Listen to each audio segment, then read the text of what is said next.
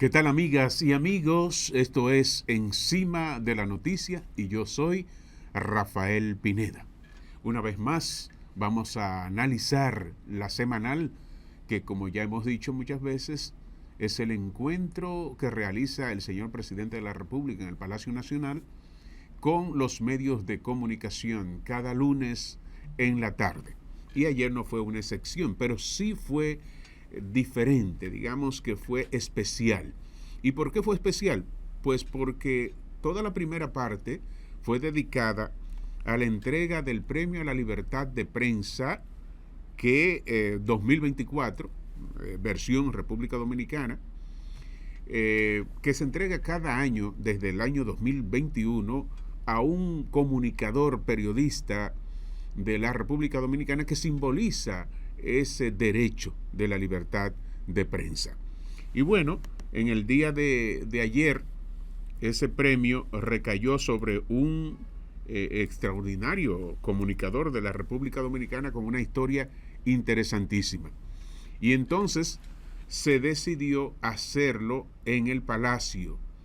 Como explicó el embajador delegado permanente de la República Dominicana ante la UNESCO, el intelectual Andrés L. Mateo, ¿verdad? Como lo explicó, se quiso hacer así allí, fue una petición, digamos, del capítulo dominicano de la UNESCO y de él como embajador, ¿verdad?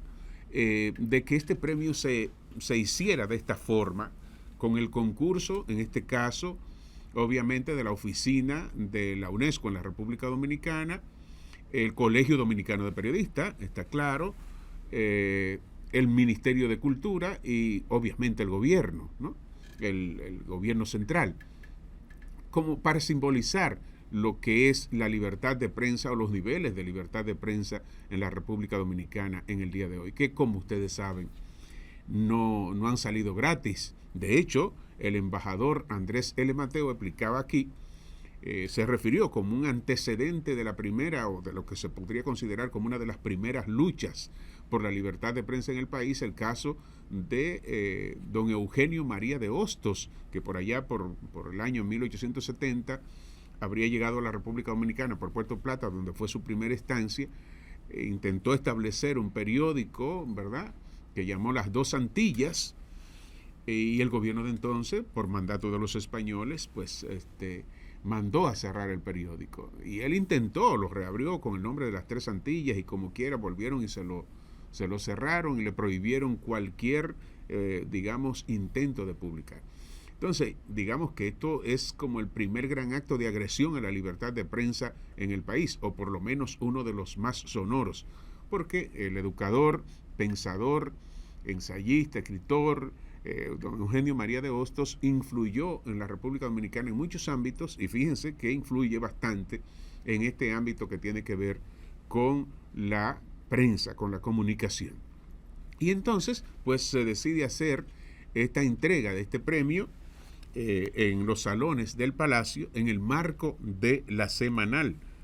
Y resulta que el periodista premiado es un gran comunicador de la República Dominicana, el premiado en esta versión 2024 del Premio a la Libertad de Prensa. Decir que este premio se realiza cada año, y porque el día 3 de abril, es el Día de la Libertad de Prensa. El día 3 de mayo, quiero decir, en este caso.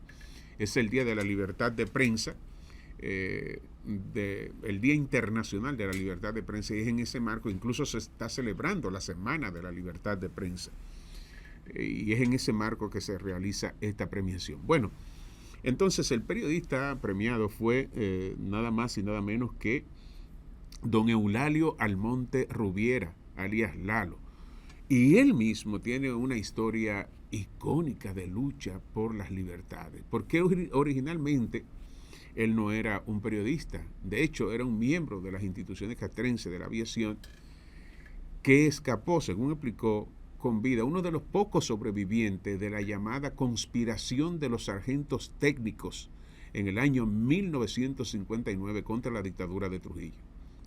Cuenta él que mataron 60 de los involucrados militares. y él fue uno de los 3 sobrevivientes de eso. Pero ya usted sabe lo que significaba sobrevivir a eso, aunque la dictadura estaba en sus últimas, pero las bestias son más peligrosas cuando están en sus últimas justamente. Y esa dictadura fue muy agresiva. Recuérdense ustedes que después se van a dar casos como por ejemplo el asesinato de las hermanas Mirabal. Pero bueno, no quiero salirme del tema y decir que este símbolo que representa este comunicador que fue premiado es extraordinario, porque él viene, fíjese de dónde viene, de una conspiración contra la dictadura y sobrevive a eso, y después, como él explicó, cae, digamos, por una situación del destino en la comunicación, porque explicó que en ese momento un amigo le dijo, mira, están fundando un periódico y necesitan técnicos, y como tú tienes formación técnica en el manejo de teletipos, que era un tipo de herramienta electrónica, de máquina, de aquellos tiempos, de los inicios del periodismo, que permitía faciar, vamos a decir, enviar las noticias impresas, las informaciones, los cables de noticias impresos, el teletipo. Y entonces pues ahí inició, según tengo entendido, en el Listín Diario, pero este hombre desarrolló una labor profesional extraordinaria, llegando a dirigir el departamento en el periódico, pero además después se cultió, estudió, porque descubrieron que no solamente era técnico, sino que tenía, digamos, una agudeza periodística, y lo indujeron. Tengo entendido que don Rafael Herrera, director del Listín Diario, fue que lo indujo a estudiar periodismo, y entonces porque vio que tenía ese ojo clínico, esa curiosidad, ese prurito digamos, de la investigación, esa curiosidad que acompaña al comunicador. Un comunicador sin curiosidad no es un comunicador, ¿verdad? Porque tiene que estar permanentemente pendiente de cualquier detalle que sea digno de comunicarse, cualquier acción, cualquier elemento que sea digno de comunicarse y para la sociedad, ¿verdad? Entonces, este señor, don Eulalio, recibió este premio muy emocionado en el Palacio, y ahí estaba, por supuesto, la prensa, la gran prensa dominicana, y unas delegaciones importantes de periodistas acreditados en el exterior o que viven en el exterior, que realizan, comunicadores que realizan su trabajo, su oficio en el exterior. Una buena delegación llegó, incluso representantes de capítulos del Colegio Dominicano de Periodistas en el extranjero estuvieron presentes acompañando esta premiación. Muy importante porque permitió de alguna manera hacerle un homenaje a este símbolo de la comunicación, que dicho sea de paso, quizás para conectar con esto de la comunidad dominicana en el exterior, este señor no solamente sobrevivió a eso y fue periodista, sino que tuvo que irse del país en el gobierno de Balaguer, porque en el año 1967 el presidente Balaguer lo acusó de violación a la ley de libertad de expresión y difusión del pensamiento, y entonces lo persiguió y él tuvo que irse del país. Duró 14 años fuera del país. Entonces, y allá se dedicó a ejercer la comunicación, a ejercer el periodismo en las diferentes facetas en que él pues se especializó durante todo el trayecto de su vida. Y digamos, lo ejerció con una preeminencia que recibió también premios y tuvo, digamos, puestos de dirección en medios de comunicación sumamente importantes, don Eulalio Lalo, ¿verdad? Premiado ayer con el Premio Nacional de la Libertad de Prensa, otorgado por la UNESCO y por la intermediación del embajador delegado permanente ante la UNESCO, el doctor Andrés L. Mateo. Por supuesto, este fue el tema principal de la semanal de ayer, y los medios de comunicación, por esto de la Semana de la Libertad de Prensa, y también por el hecho de la entrega de este premio, este elemento simbólico que es un mensaje para los comunicadores, porque lo que se está premiando es una trayectoria, ¿verdad? Una trayectoria de firmeza. Y se está premiando una trayectoria de compromiso, que la libertad, es decir, el ejercicio de la comunicación, del periodismo, si se hace seriamente, si no se hace sobre la base de vender la palabra, de empeñar la pluma, sino el compromiso con la verdad, comporta muchos riesgos. Lo sabemos porque la historia de esta libertad que, digamos, tenemos hoy para expresarnos ha costado mucho. Ha costado, por ejemplo, el caso de Don Lalo, el hecho de que haya tenido que irse del país, como tuvieron que escapar otros comunicadores en momentos difíciles del régimen balaguerista o anteriormente del régimen trujillista. Y todos sabemos que también ha costado sangre, porque ustedes lo hemos dicho en este programa, tenemos ahí la sangre de periodistas como Orlando Martínez, periodistas como Goyito, ¿verdad? Que fueron asesinados por tener una palabra firme, por tener un compromiso indisoluble, innegociable con la verdad, con los hechos, con las libertades. Entonces, este premio es un indicador para los nuevos comunicadores de que ganarse ese prestigio cuesta mantener la firmeza en la palabra, en el ejercicio profesional, con los criterios, es decir, ejercer esto con criterio y con principios, ¿verdad? Bueno, pues en este marco, allí se aprovechó, por ejemplo, la presencia de los periodistas para hacerle preguntas al presidente, y una de ellas tenía que ver con justamente el tema de la remodelación del edificio que aloja el Colegio Dominicano de Periodistas, que está en unas condiciones que necesita ser intervenido y sobre todo actualizado para que los periodistas, los comunicadores puedan tener una conexión más cercana y más actualizada, más moderna con todas sus direcciones a nivel nacional, con todo e internacional.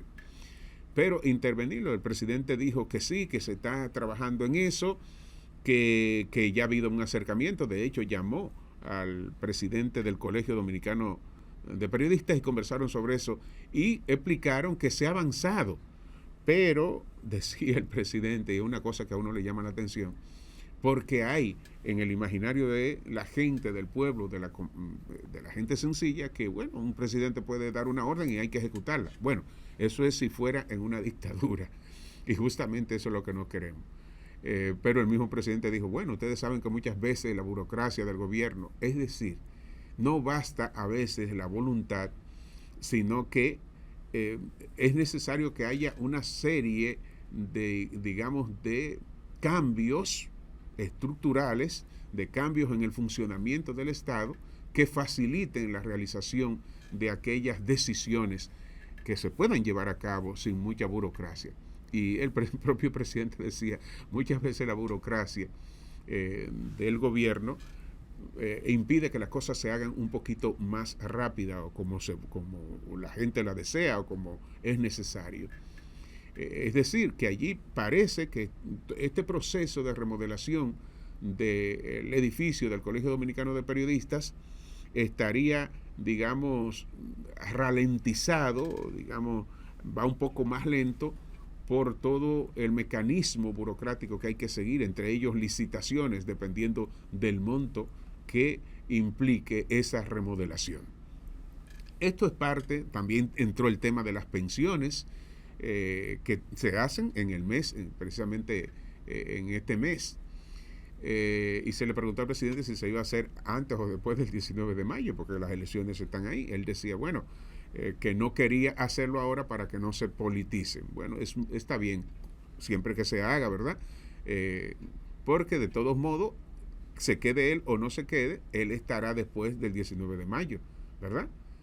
Sea electo o sea que haya una segunda vuelta o sea que él no sea electo. Como quiera estará después del 19 de mayo y podrá cumplir esta promesa, porque él dijo que hay que cumplirla y que eso se hace de la mano con el Colegio Dominicano de Periodistas, que es quien somete el listado de esas pensiones solidarias. Se les solicitó también que esas pensiones sean, digamos, niveladas, porque los primeros que recibieron pensiones recibieron montos muy pequeños y esos montos ya con el alza del costo de la vida no les da a esos primeros comunicadores, locutores, reporteros que han sido pensionados, no les da para, digamos, mantener su vida.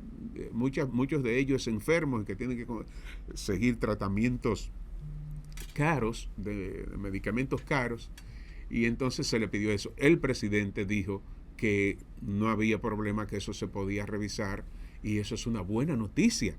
Es una buena noticia para los periodistas, ¿verdad? Para los pensionados y las pensionadas hasta ahora. Igual para los locutores y las locutoras y para los reporteros y reporteras. Eso en el ámbito, digamos, de la comunicación. Pero ayer también hubo una segunda parte de la semanal que tiene que ver con la comunidad dominicana en el exterior. Y señores, una noticia, un elemento que a mí me llamó muchísimo la atención es el hecho, porque este tema me apasiona a mí me gusta, este es un tema que yo lo he vivido, el tema de los dominicanos en el exterior. Es una comunidad tan importante que yo he planteado, y se lo digo digamos, con mucha responsabilidad, se lo he dicho a muchos líderes políticos con los cuales he tenido la oportunidad de conversar, que creo firmemente que la República Dominicana en algún momento tiene que crear un ministerio de la diáspora. Un ministerio, así como existe el Ministerio de Salud Pública, el Ministerio de Obras Públicas y Comunicaciones, el Ministerio de Educación, un ministerio de la diáspora. ¿Y por qué lo creo? Para elevar el nivel de relación y la calidad de esa relación de los dominicanos con su población en el exterior, del Estado dominicano con su población en el exterior. Ustedes saben además por qué, porque nosotros hemos hablado siempre de más de 2 millones de dominicanos en el exterior. Ustedes saben que son casi 3 millones. Exactamente, el dato lo dio ayer el presidente, 2.846.716 dominicanos en el 2023, que eso puede ser que haya subido ahora en el 2024. O sea, estamos cerca de 3 millones de dominicanos en el exterior. Obviamente, el 80% está en los Estados Unidos. Pero en Europa, muchísimo. España sería como el gran segundo destino de la diáspora dominicana. Entonces, esta comunidad dominicana, que otro dato, en el año 2023 remesó, es decir, envió remesa por más de 10.000 millones de dólares, con un impacto extraordinario en la industria de la construcción, un impacto extraordinario de la formación, porque los dominicanos que viven en el exterior, una de las cosas que hacen es ayudar a familiares más jóvenes en su formación, pero también y principalmente lo hacen en la vivienda, ayudar a sus familiares a tener una mejor vivienda, sobre todo a sus padres, ¿verdad? Y esto, el ingreso de más de 10.000 millones de dólares estamos hablando, también tiene un impacto en la balanza de pago, en la economía dominicana, porque es divisa que entra al país. Y esta es la importancia de esta comunidad tan enorme. Fíjense ustedes que, bueno, durante mucho tiempo hemos dicho que la diáspora representa la segunda ciudad más importante que Nueva York era la segunda ciudad, pero claro, no todos están en Nueva York. En Estados Unidos, por ejemplo, cada vez más hay que habitan en Boston, en cualquier estado de los Estados Unidos, en Miami, en la Florida, claro, el estado de la Florida, y otros estados, cada vez hay más gente, pero los dominicanos están en todas partes, están en Alaska, ¿verdad? Entonces, en algún momento hemos dicho que Nueva York es la segunda ciudad de la República Dominicana en población. Habría que ver cuál es la población actual de Santiago, que sería nuestro segundo, digamos, enclave de población, fuera de Santo Domingo, del Gran Santo Domingo, pero 3 millones de dominicanos y dominicanas en el exterior representa una población con una importancia extraordinaria. Y allí, en la semanal, se explicó una serie de, digamos, políticas que se están implementando para mejorar esa relación de los dominicanos con su tierra y con su estado. Porque los dominicanos tenemos una característica, que emigramos, pero no nos olvidamos de nuestra tierra. Tenemos esa raíz adentro, queremos con esta identidad regresar y poder regresar bien, poder mejorar el entorno, la vida de los nuestros. Y esto entonces depende mucho también de cómo el Estado gestiona este deseo de los dominicanos de aportar a su país y de volver a su país con una mejor calidad de vida. Allí se habló de una serie de medidas que se han tomado, por ejemplo, el seguro Senasa, que está ya en varias ciudades y en Europa, creo que en España específicamente se explicó, es un seguro que pueden tener los dominicanos que viven fuera y que pueden usarlo, ¿verdad?, cuando vienen aquí al país. Pero además, en ese seguro están incluidos capítulos tan importantes como la repatriación, suena tétrico, pero es una realidad, la repatriación de cadáveres. En mi familia, que pasamos por un proceso como ese, sabemos lo que cuesta eso. 7, 8 mil, 10 mil dólares te puede costar la repatriación de un cadáver, de un familiar, o de unos restos de un familiar, desde el exterior a la República Dominicana. Pues, buena noticia dentro de lo que cabe, es decir, el Seguro Familiar de Salud está cubriendo a los dominicanos en el exterior por un pago, claro, es una prima que usted paga, poder repatriar a su familiar si le toca la desgracia de que le fallezca fuera y que tiene que repatriar los restos hacia la República Dominicana. Eso entre muchas cosas. También la cobertura de medicamentos, la cobertura de procedimientos médicos que en los Estados Unidos y en otros países son mucho más caros y mucho menos accesibles. Entonces, de alguna manera se le está facilitando la vida a los dominicanos y la dominicana, y ojalá esto se convierta no en una política de este gobierno, una política de Estado. Yo siempre he dicho, lo he planteado, que el Estado dominicano tiene que plantearse la posibilidad de elevar la categoría del estamento jurídico político que soporta las relaciones del Estado dominicano con nuestros connacionales en el extranjero. Es decir, yo lo he planteado y lo reitero siempre que puedo, la creación de un ministerio de la diáspora que eleve la calidad del INDEX, porque ahora es un instituto, el INDEX, que es el Instituto de los Dominicanos en el Exterior, es, digamos, dentro del organigrama del Ministerio de Relaciones Exteriores, un apéndice, ¿verdad? Y obviamente, el Ministerio de Relaciones Exteriores, su principal foco es las relaciones con otros países, y ahí cae la relación con los dominicanos en ese ministerio.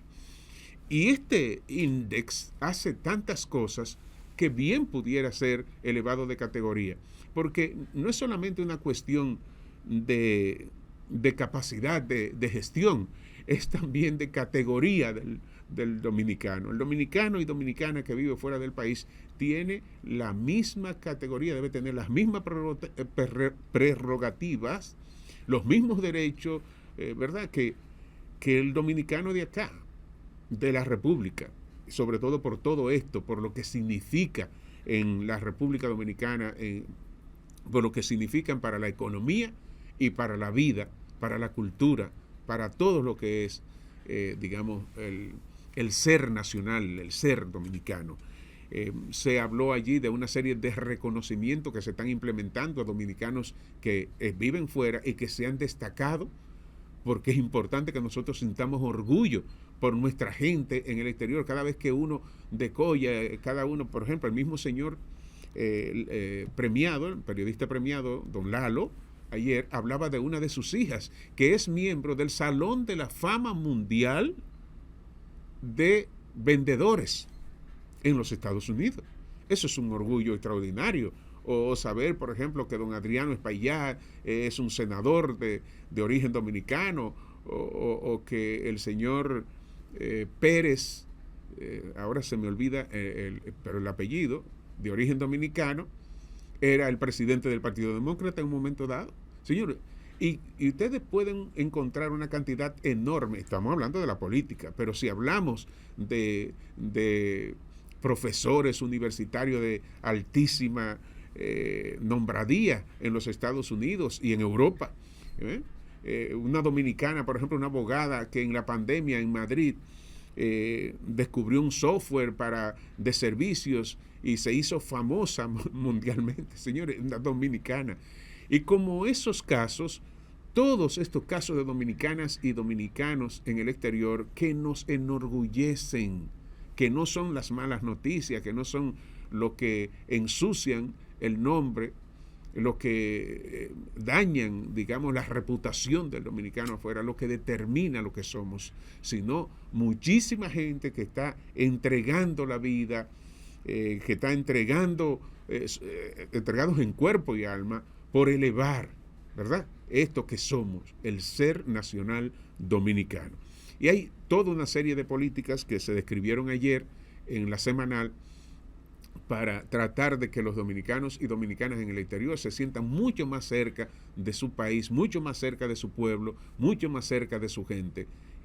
Uno en específico, un servicio en específico, tiene que ver con una especie de tasa única o tasa cero en términos de trámites, porque los trámites siempre son, y reducción obviamente de los costos de esos trámites consulares, que eso es una gran noticia, porque ustedes saben que los cónsules, en los consulados muchas veces, y la historia ha sido, que los servicios se cobran a discreción del cónsul o de la cónsul, y muchas veces se abusa de una población que nos da tanto, que nos ofrece tanto. Pues si eso es cierto, que se ha reducido todas estos trámites y que se está en un proceso de simplificación de procesos para que los dominicanos y dominicanas que viven fuera puedan tener una mejor relación con su país y aprovechar más las oportunidades que hay aquí y nosotros aprovechar más lo que ellos pueden ofrecer, pues es una grandísima buena noticia. Casi como el premio que recibió don Lalo ayer y que se le entregó en el marco de la semanal.